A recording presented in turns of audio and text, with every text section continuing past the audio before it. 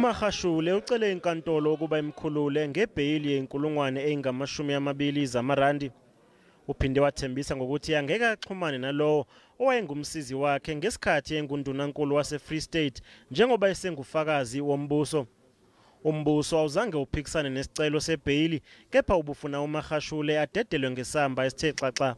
The previous court, just as an indication, and this is not binding on this court, of course, but just as an indication, the accused were granted bail between 50,000 and 500,000 rand bail.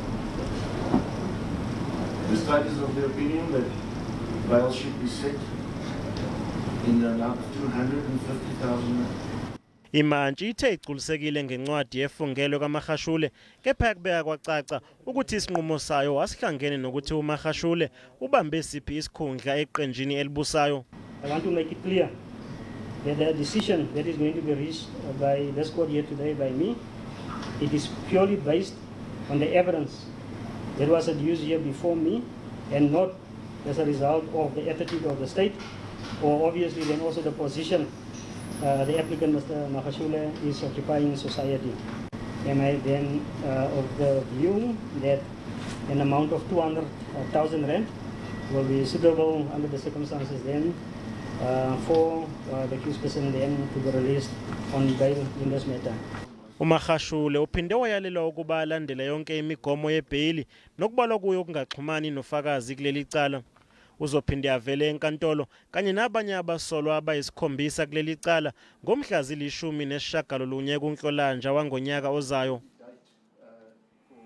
Amanye amalungu aqavile eANC aphawulile ngokuvela kaNobhala jikelele weqembu enkantolo. We have a permit to be here. A permit was applied for and was given. Now we're told that initially 20 people were to be allowed inside the court.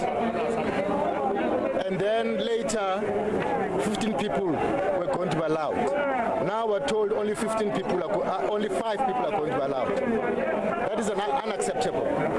What we cannot afford is to take our eyes away from the agents to speed up the radical economic transformation of our country, to ensure that the vast bulk of productive assets in South Africa are transferred to the hands of the majority. We have to support the SG. Remember, the SG is not an SG of individual.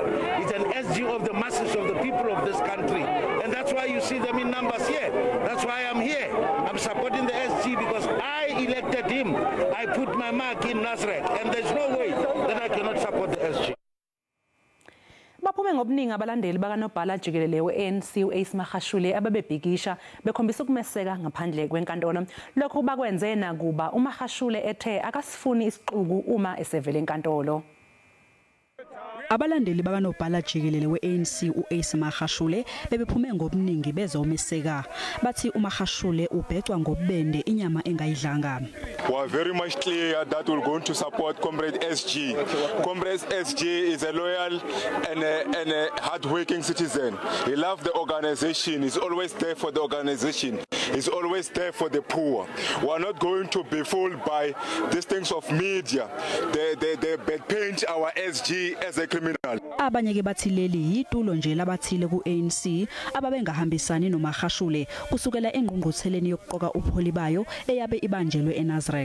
I believe that this is a political witch hunt against the AG. There are people who are still at Nazareth Congress 2017 who did not want him to emerge as Secretary General. Bathe besuka babe bengqongqisa ngomlilo izikipa ezinobuso bukaMengameli uCyril Ramaphosa.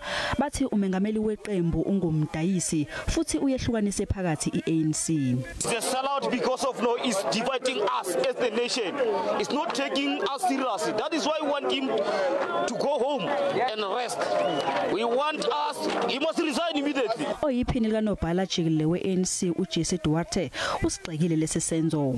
Secondly, we disagree with the people who are burning T-shirts. We believe that it is wrong to do so. The ANC will never stop anyone from expressing their points of view. The SG of the ANC is a very popular individual, and of course, people will wish to support him. But support for the SG cannot define itself, either by the media or by the people on the ground, as a willful decision to divide the ANC and to destroy it. Abalandeli baka Magashule bamfuna esulile uMengameli uRamaphosa esikhundleni sakhe.